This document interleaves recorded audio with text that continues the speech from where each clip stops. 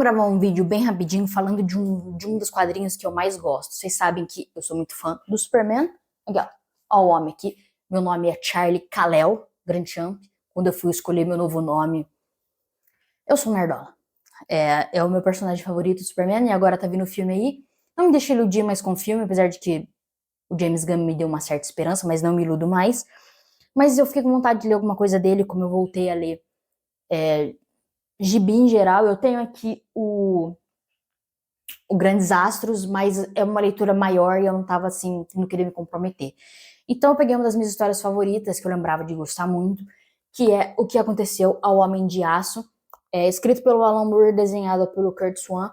Tem o arte finalista aqui também, que eu não vou saber dizer pra vocês de cabeça, e o colorista.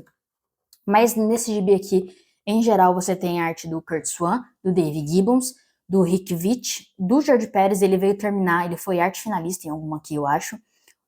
Nossa, esse nome é de sacanagem. Kurt Schaffenberg e o Walt Williamson. E aí tem cores do Jim DeAngelo, do Tom Ziuk e de Tatiana Wood, que eu não sei se é um homem ou uma mulher, porque pode ser um russo. Na verdade, e quem foi o editor nessa época era o Julius Schwartz. E aí a gente tem aqui, no comecinho aqui, o editor ele conta mais ou menos como foi.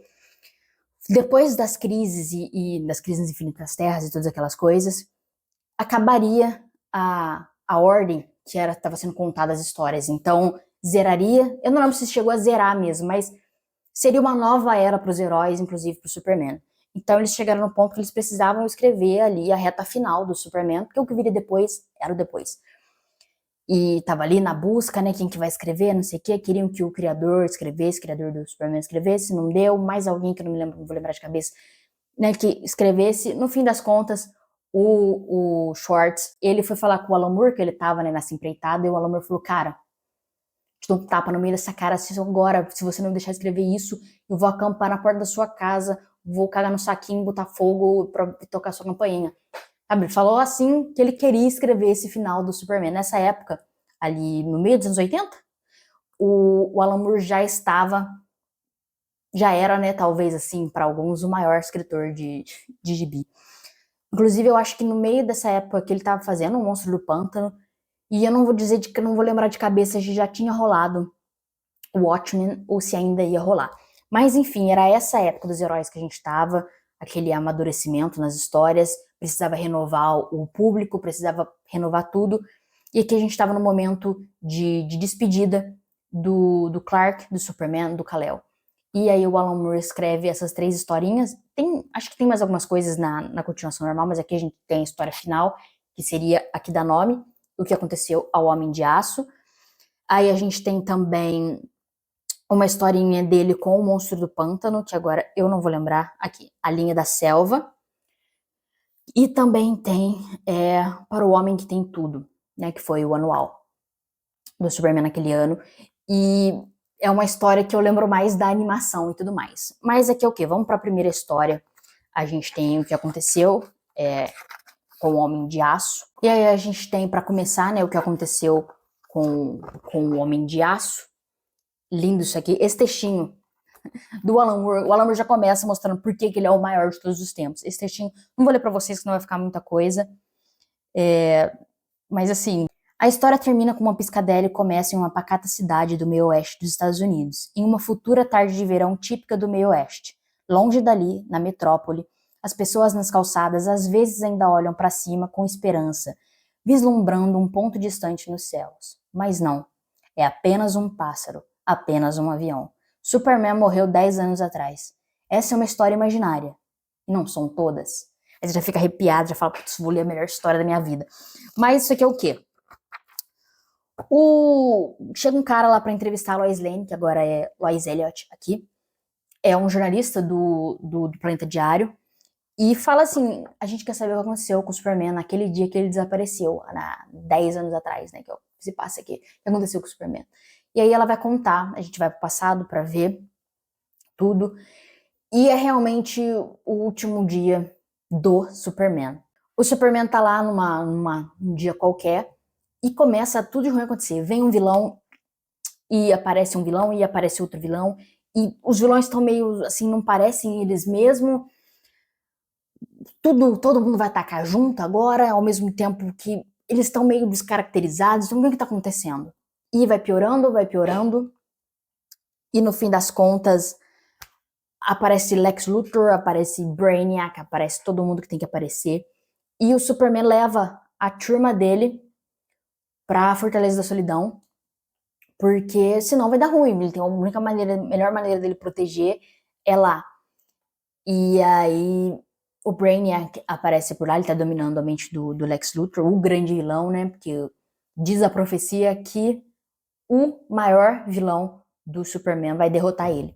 E aí a galera da Legião, é aniversário do Superman, eu acho? Eu não me lembro se é aniversário dele, mas enfim, o aniversário dele é na outra. Desculpe, gente, eu não faço roteiro, depois eu não sei falar.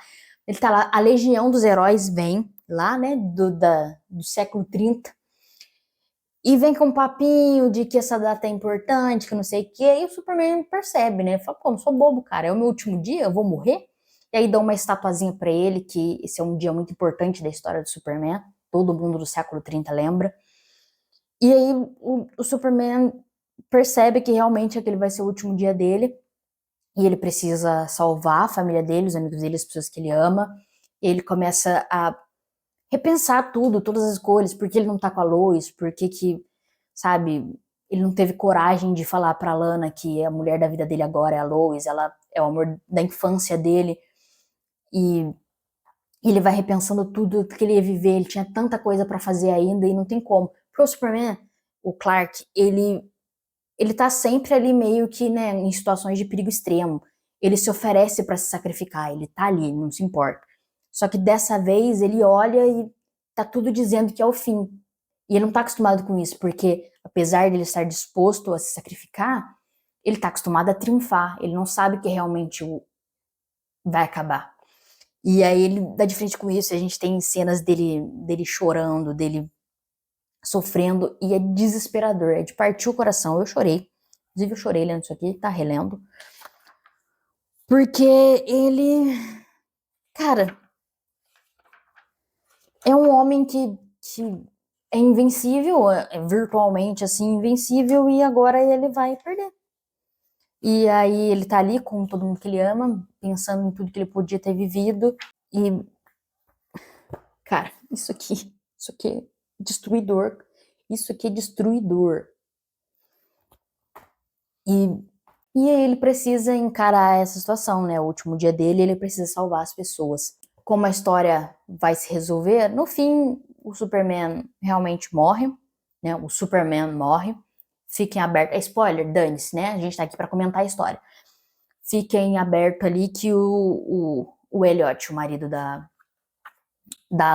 Lois, é o Clark sem poderes, né? Ele entra no final de tudo, ele entra na sala de Kryptonita Dourada, Kryptonita Dourada mesmo, ele perde os poderes e, né, o Superman deixa de existir e acabou, mas talvez o Clark, né, o homem que ele é, ainda porta, todos os sonhos que ele tinha pela frente vão existir. Eu acho que é um fim de personagens. Tipo, se acabasse o Superman aqui, realmente, nunca mais vai ter Superman, seria um final lindo, é tudo que ele queria, é tudo que os fãs poderiam esperar dele. É maravilhoso. Isso aqui, cara, o Krypto morrendo, isso aqui, cara, eu chorei, tá? Eu chorei, porque isso aqui não devia existir, proibido. Eu também me jogaria numa câmera que pode me matar se o meu cachorro, meu gato, no caso, morresse por minha culpa. Não por minha culpa, mas pra me salvar. Então, assim, e no final tem todo o dilema, porque ele mata o Mr. Splint, o Mr. Spitz. Eu não sei falar o nome desse vilão, meu Deus do céu. Aquele que você tem que falar o nome dele ao contrário, tem que fazer ele falar o nome dele ao contrário, é isso? Não me lembro. Mas ele, de certa forma, acaba matando o vilão e o Superman não mata. Ninguém tem o direito de tirar a vida de ninguém, nem mesmo o Superman. E aí é toda a crise dele, os amigos dele morreram, o cachorro dele morreu. E é uma história assim, cara, eu até me perdi aqui, porque é só pra eu ficar emocionado mesmo. Um dia eu vou fazer um vídeo muito detalhado do o que o Superman significa pra mim, porque mais do que nunca a gente precisa da esperança do Superman. Mas isso. Essa história foi assim. Depois a gente vem para uma história que eu acho bem divertida, é bonita também, do Superman encontrando o monstro do pântano, né? O Clark entra em contato com uma pedra, acho que vem de Krypton, inclusive, e ela infecta ele começa a ficar super doente, como se ele tivesse uma infecção, uma inflamação, precisava tomar um antibiótico ali, uma coisa, uma bezetacil. E tá assim, coitado, ó, todo fudido, tendo alucinação, a visão de calor dele vai e volta, e ele não consegue me enxergar através das coisas, a audição dele some e volta, que ele escuta até a puta que pariu.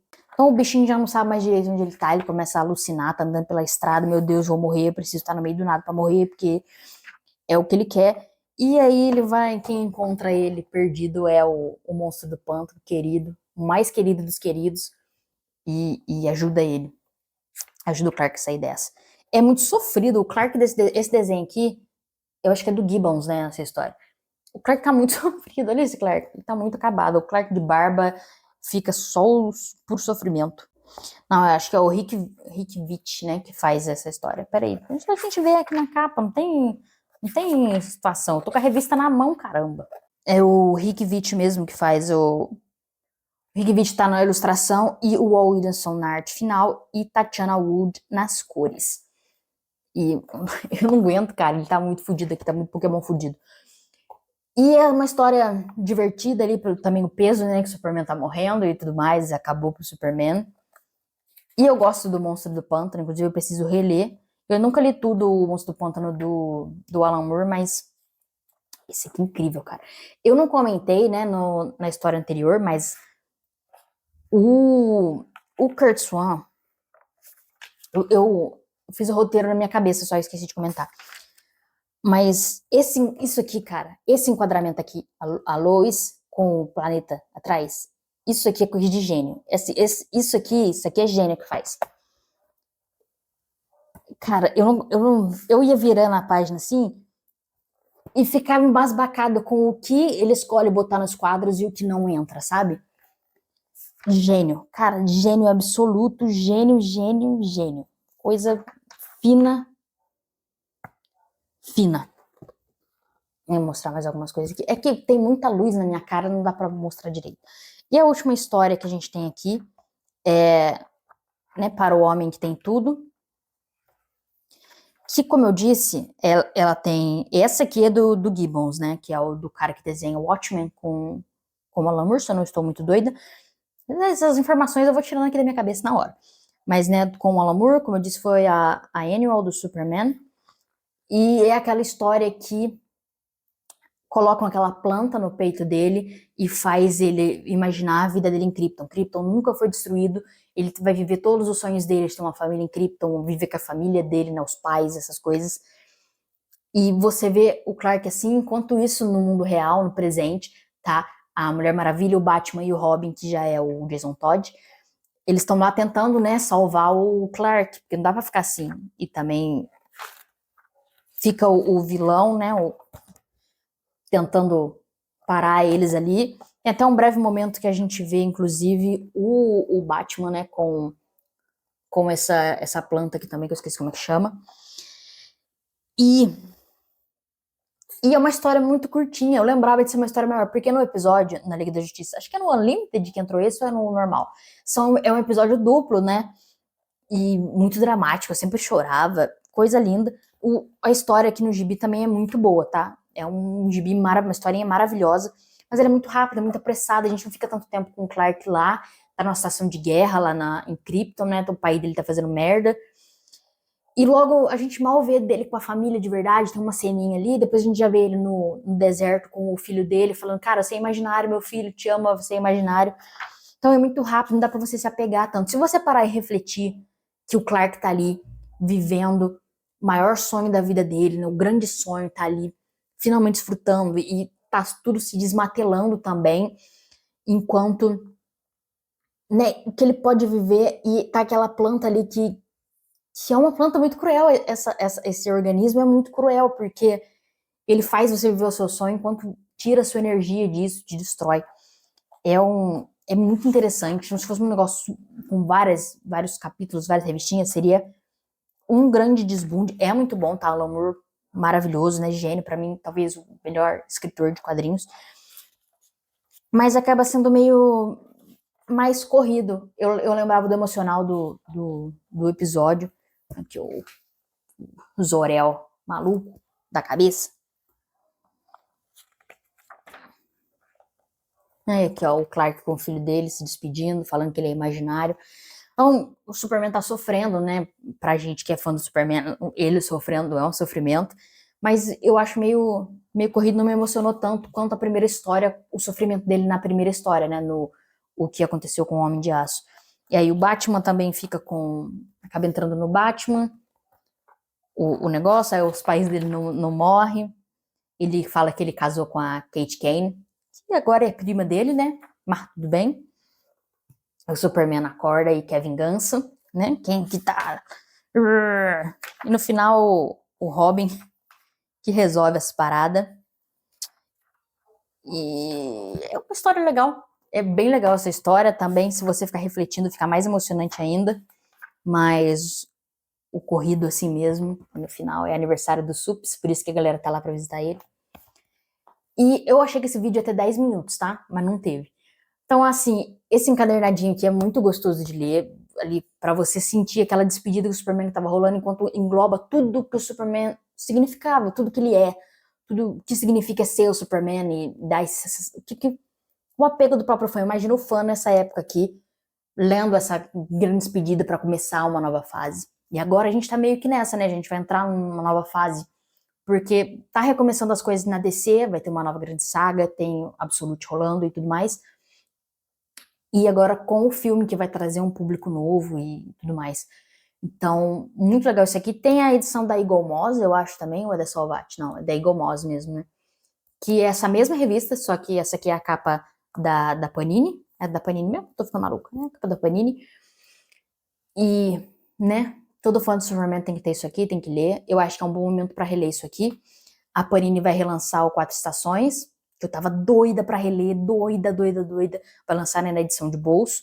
Eu tenho aqui o Grandes Astros, talvez eu leia ainda esse mês também. E várias histórias maravilhosas do Sup, né? O Maioral. Então, obrigado pela sua audiência, queridos fanzocas de gibis e amiguinhos.